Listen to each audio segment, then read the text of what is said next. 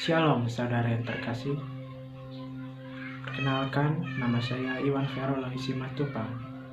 Dan hari ini saya akan berkhotbah tentang beberapa materi.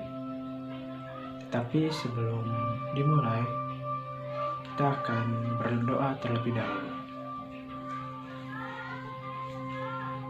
Ya Tuhan, terima kasih atas kesempatan yang telah Engkau berikan kepada hamba untuk memberitakan tentang Injil-Mu ya Tuhan.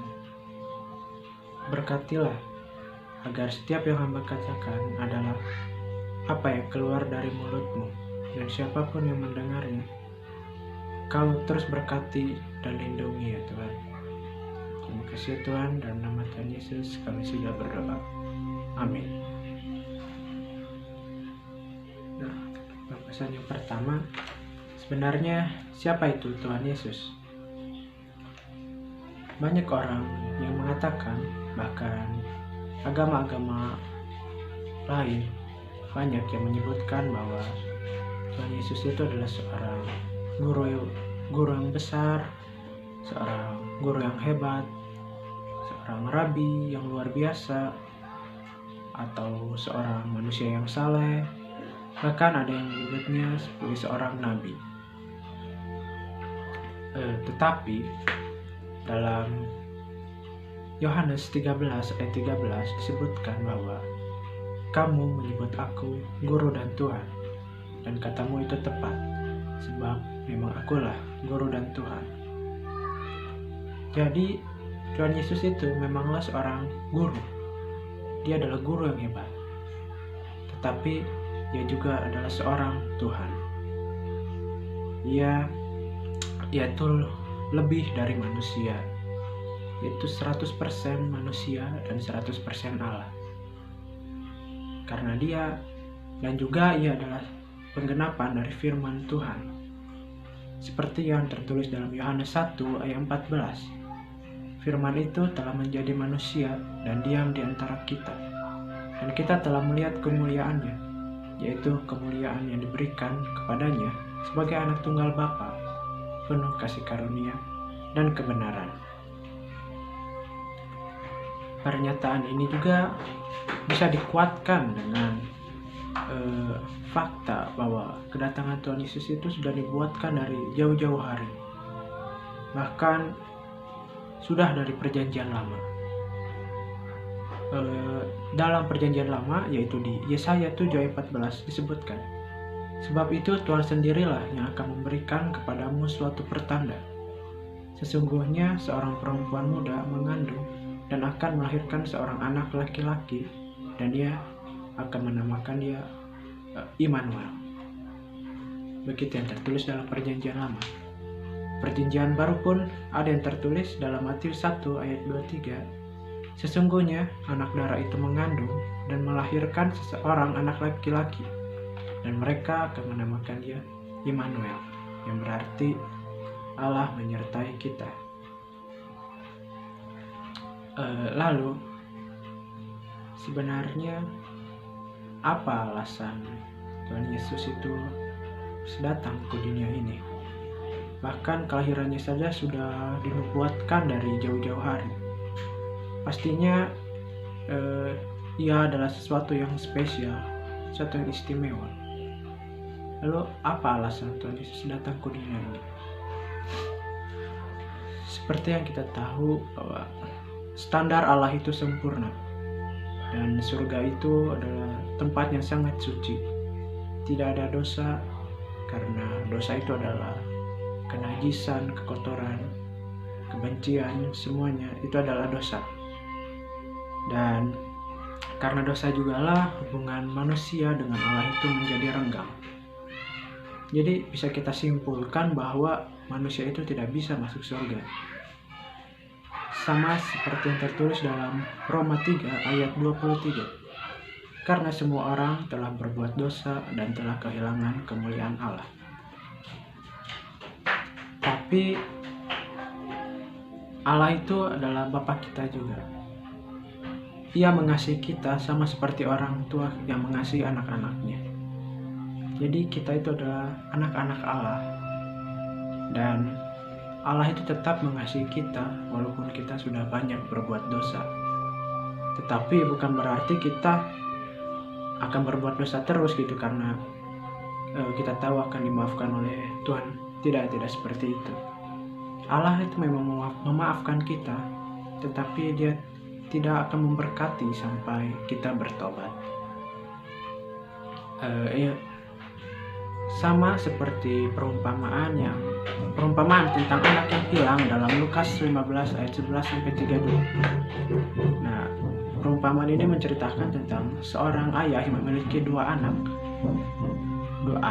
dan dia itu berjanji akan mewariskan hartanya kepada dua anaknya tersebut pada saat dia meninggal.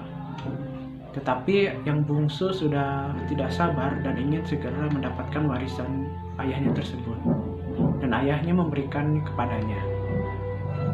Lalu setelah dia mendapatkannya, anak bungsunya itu pergi ke kota lain. Dia pergi meninggalkan rumahnya, lalu berfoya-foya, berbuat dosa berulang kali, dan sampai habislah seluruh uangnya. Lalu pada akhirnya anak itu sudah tidak memiliki uang lagi untuk membeli makan. Dia sangat lapar.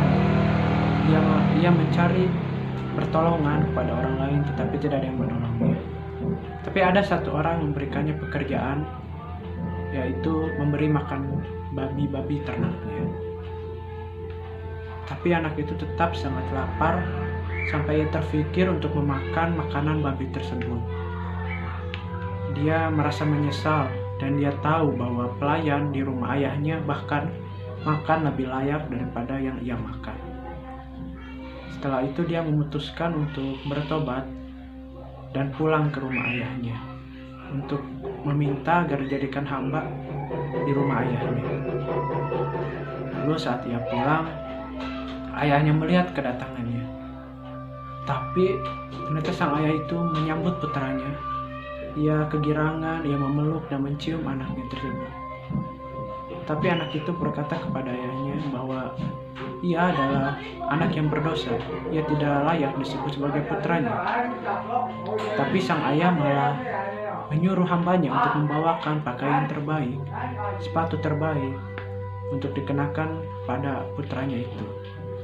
Lalu cincin pun dipasang di jari-jarinya.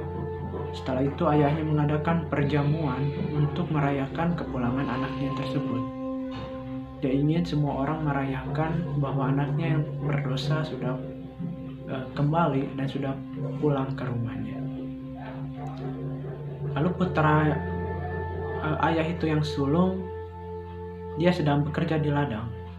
Dan ketika dia pulang, dia mendengar musik dan tarian. Lalu seorang hamba ayahnya mengatakan padanya bahwa adikmu telah pulang dan sekarang sedang diadakan perayaan untuk merayakannya. Mendengar hal itu, si sulung merasa marah dan tidak mau masuk ke rumah. Lalu ayahnya keluar untuk berbicara dengannya. Sang ayah sebenarnya bersyukur bahwa anak sulungnya itu selalu bersamanya dan tidak pernah meninggalkan rumah. Jadi semua yang dimiliki oleh ayahnya akan menjadi miliknya. Sang ayah juga mengatakan bahwa itu adalah waktu yang tepat untuk merayakan, dan dia juga bahagia bahwa putra bungsunya telah bertobat dan kembali ke rumah. Begitu besarlah kasih Allah kepada kita ini. Lalu apa hubungannya perumpamaan tersebut dengan alasan Tuhan Yesus datang ke dunia ini? Jadi, alasan Tuhan Yesus datang ke dunia ini adalah untuk mendamaikan hubungan kita dengan Allah. Sama seperti yang tertulis dalam Yohanes 3 ayat 16. Karena begitu besar kasih Allah akan dunia ini, sehingga Ia telah mengaruniakan anaknya yang tunggal, supaya setiap orang yang percaya kepadanya tidak binasa, melainkan beroleh hidup yang kekal. Jadi Tuhan Yesus hadir agar kita ini bisa selamat dari murka Allah, selamat dari kejamnya api neraka. Lalu bagaimana caranya agar kita bisa memperoleh ketaatan, keselamatan tersebut? Yaitu dengan iman dan taat. Apa itu iman? Dalam Ibrani 11 ayat 1 disebutkan bahwa iman adalah dasar dari segala sesuatu yang kita harapkan dan bukti dari segala sesuatu yang tidak kita lihat.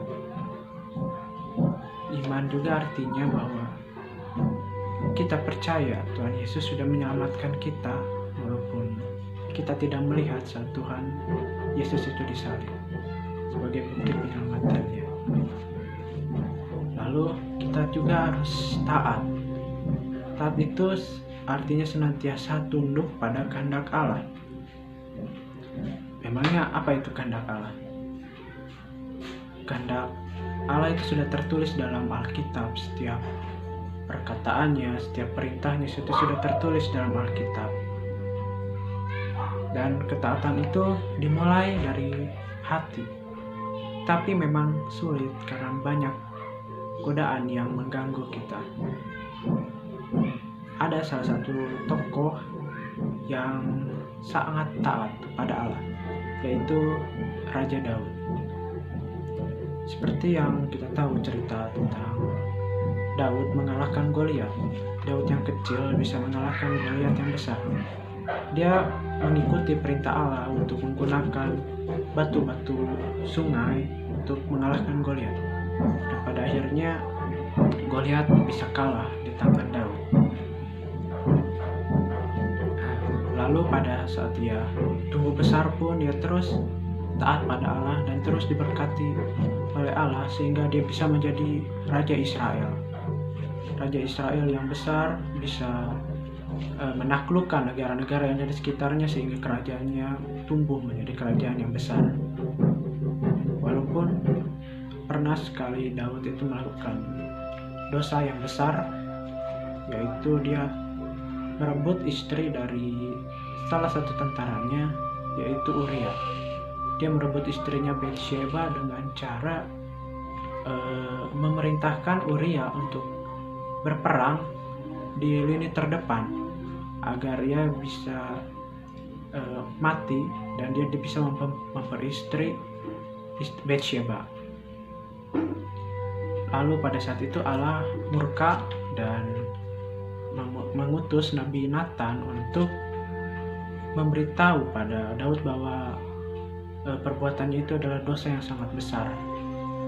Setelah Daud mendengar itu, ia pun merasa sedih karena ia sudah melanggar perintah Allah. Setelah itu akhirnya dia bertobat, dia berpuasa, dia berdoa terus agar Allah mau memaafkan dia, dan pada akhirnya Allah tetap memaafkan dia dan sampai akhir hayat hidupnya ia selalu taat pada Tuhan dan selalu diberkati oleh Tuhan. Lalu ketaatan juga bisa menghasilkan buah-buah iman seperti yang ada dalam lagu kasih, sukacita, damai, sejahtera, kesabaran, kemurahan, kebaikan, kesetiaan, kelemah lembutan, penguasaan diri. Itulah buah-buah dari iman kita, buah-buah saat kita taat kepada Tuhan Yesus. Berbicara tentang kehendak Allah, setiap perkataannya itu semua tertulis dalam Alkitab. Alkitab adalah firman Tuhan. Firman Tuhan yang ditulis dalam bentuk buku dan ditulis dalam kurun waktu 1600 tahun. Benar-benar ajaib. Dan seperti yang kita tahu, Alkitab itu terdiri dari dua bagian, yaitu Perjanjian Lama dan Perjanjian Baru. Nah, kurun waktu pembuatan Perjanjian Lama dan Perjanjian Baru ini sangat jauh, tetapi yang luar biasanya isinya itu saling berkaitan.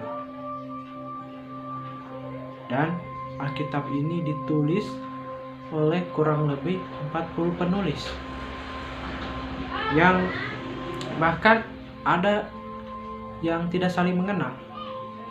Mungkin ada beberapa yang mengenal, tapi banyak yang tidak saling mengenal, tetapi isinya tetap berkaitan.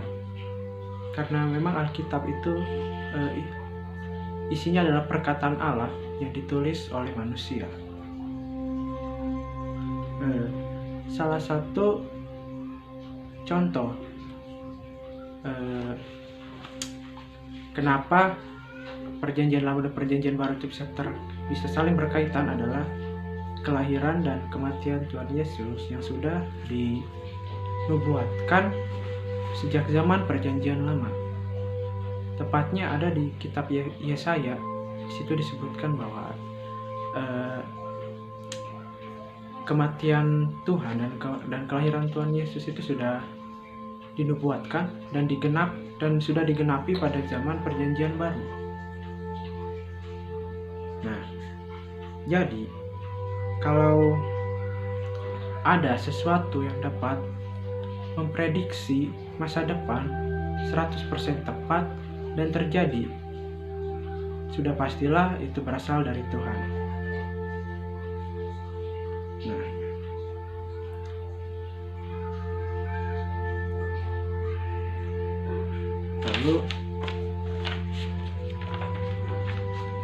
lalu bagaimana suatu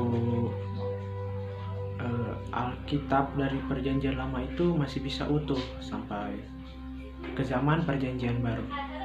Nah, ada suatu kejadian di mana ditemukannya berbagai salinan-salinan di gua-gua Laut Mati. Nah, dan kebanyakan itu adalah isi-isi dari Perjanjian Lama. Nah, setelah itu dikumpulkanlah salinan-salinan itu, diteliti, ditelaah oleh para ahli, dan akhirnya disalin kembali oleh para juru tulis dengan berbagai aturan yang ketat. Dan setiap ayat, kata-kata, huruf-huruf itu sudah dihitung dengan tepat, dengan teliti oleh Masoret. Itu sebutannya untuk menghitung ayat-ayat yang ada dalam Alkitab itu. Nah, kalau ada salinan yang rusak atau sudah bernoda, nah salinan itu akan dikubur atau dibakar agar tidak menimbulkan salah tafsir pada pembacanya yang tidak sengaja membacanya gitu. Begitu ketat memang peraturannya agar keaslian dan keutuhan Alkitab itu tetap terjaga. Nah, kalau Perjanjian Baru itu sudah ditulis pada tahun 45 Masehi sampai 90 Masehi. Nah, pengkhotbah di zaman dahulu juga sama seperti pendeta-pendeta zaman sekarang, di mana mereka sering mengutip bagian-bagian Alkitab di bahan khotbahnya itu. Dan juga kita tidak bisa dipungkiri memang ada beberapa kata yang hilang atau berubah dalam Alkitab itu dalam proses penyalinannya. Tetapi itu tidak mengubah maknanya, hanya berubah sedikit, tapi tidak terlalu mengubah maknanya. Begitu. Lalu sebenarnya mengapa Tuhan memberikan Alkitab kepada kita umatnya? Itu adalah bukti cintanya kepada kita. Dia memberikan kita Alkitab agar kita dapat hidup sesuai dengan kehendaknya, sesuai dengan peraturannya, sesuai dengan caranya, agar kita bisa menikmati hidup dia dengan lebih baik dan lebih bahagia. Jadi alangkah baiknya jika kita sering membaca Alkitab agar kita tahu isi perkataan dari Allah. Sekarang materi tentang image of God atau rupa Allah. Ya, mungkin sebagian besar dari kita tahu seseorang yang bernama Darwin dengan teorinya, yaitu teori evolusi, di mana dia berkata bahwa manusia itu nenek moyangnya adalah kera. Tetapi sesuai yang tertulis dalam Kejadian 1 ayat 26, berfirmanlah Allah, baiklah kita menjadikan manusia menurut gambar dan rupa kita, supaya mereka berkuasa atas ikan-ikan di laut, dan burung-burung di udara, dan atas ternak, dan atas seluruh bumi, dan atas segala binatang melata yang merayap di bumi. Nah, Allah itu menciptakan manusia agar manusia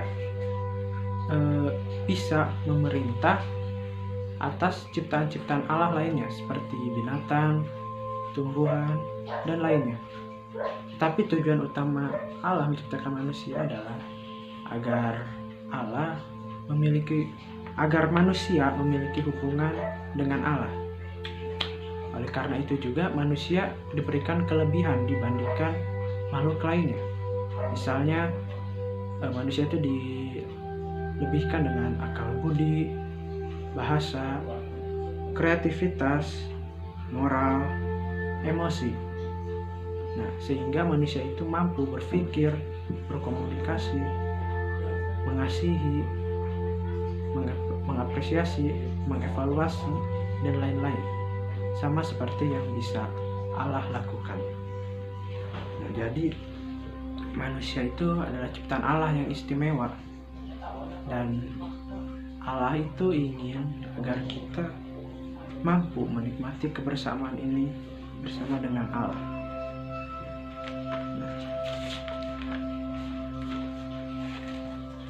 Berbicara tentang teori, nah ada yang namanya ilmu teologia. Nah, teologia ini adalah berasal dari kata-kata Yunani yang artinya berpikir atau berbicara tentang Allah. Dan teologia ini merupakan ilmu yang tertua. Sudah ada sejak zaman dahulu kala yang merupakan ilmu tertua. Nah, teologia ini biasanya dibandingkan dengan sains. Katanya teologia dan sains itu saling bertolak belakang lah, atau apalah. Nah, tapi sebelum lebih jauh kita ketahui dulu apa itu sains. Nah, sains itu adalah istilah untuk kumpulan pengetahuan atau ilmu, rumpun ilmu yang isinya kumpulan pengetahuan dan proses. Nah, dan sains juga berhubungan dengan hukum alam dan sebab akibat. Nah, karena manusia bisa menguasai sains, terkadang malah membuat manusia itu menjadi arogan. Contohnya ada di kejadian Titanic. Nah, kita tahu Titanic itu adalah kapal yang sangat mewah, yang sangat besar, sangat bagus gitu kan pada zaman dahulu itu. Dan yang paling terkenal itu Titanic itu adalah kapal yang tidak akan pernah tenggelam. Nah, oleh karena itu banyak manusia yang bahkan sampai berani berkata seperti ini, bahwa Titanic itu adalah kapal yang tidak akan bisa tenggelam, bahkan Tuhan pun tidak bisa membuatnya tenggelam. Nah, itu sangat arogan, bukan? Tetapi Titanic saja yang sudah dirancang, sudah didesain oleh para ahli-ahli perkapalan terbaik sampai ia mendapatkan label tidak akan tertenggelamkan, bahkan akhirnya dia tenggelam juga dalam 4 hari. Masa pembuatannya 4 tahun, tetapi dia tenggelam dalam 4 hari. Itulah akibat dari kearoganan manusia. Nah, tapi ada juga beberapa kejadian di mana Tuhan Yesus dapat menghancurkan istilahnya hukum fisika, hukum-hukum sains. Contohnya saat Tuhan Yesus berjalan di atas air. Nah, itu kan menghancurkan hukum fisika ya. Karena seharusnya manusia itu tidak bisa berjalan di atas air dan harusnya tenggelam, karena massa jenisnya itu manusia jauh lebih berat dibandingkan manusia. Nah, lalu Tuhan Yesus pernah mengubah air menjadi anggur. Itu menghancurkan hukum kimia, di mana yang awalnya air yang hanya satu unsur bisa berubah menjadi satu kumpulan unsur yang kompleks. Itu adalah hal yang mustahil biasanya untuk manusia. Dan juga Tuhan Yesus bisa memberi makan 5.000 orang hanya dengan 5 roti dan 2 ikan. Itulah bukti bahwa Tuhan Yesus itu adalah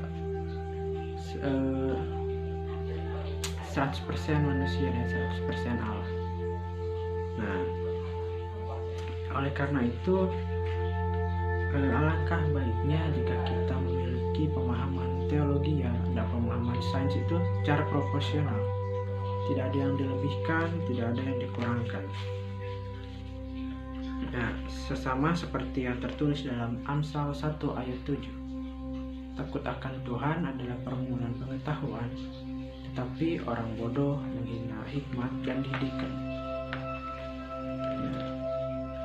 Jadi alangkah lebih baik jika kita memahami keduanya secara seimbang, dan agar kita dapat bertumbuh dan berbuah di dalam nama Tuhan Yesus. Kita bisa menjadi hamba yang baik dan kita bisa menjadi profesional di bidang kita masing-masing untuk memuliakan nama Tuhan. Nah, sekian saja khotbah dari saya. Sebelum ditutup, kita akan berdoa terlebih dahulu. Ya Tuhan, terima kasih Kau telah berkata melalui hamba. Semoga setiap yang hamba katakan adalah memanglah berasal dari Engkau, dan berkatilah kami ya Tuhan, lindungilah kami selalu, dan juga bukalah hati kami agar kami dapat lebih memahami apa yang Kau kehendaki dalam hidup kami. Terima kasih ya Tuhan, dalam nama Tuhan Yesus kami sudah berdoa. Sekian khotbah dari saya. Mohon maaf jika ada kesalahan kata ataupun kesalahan lainnya. Terima kasih. Tuhan Yesus berkati.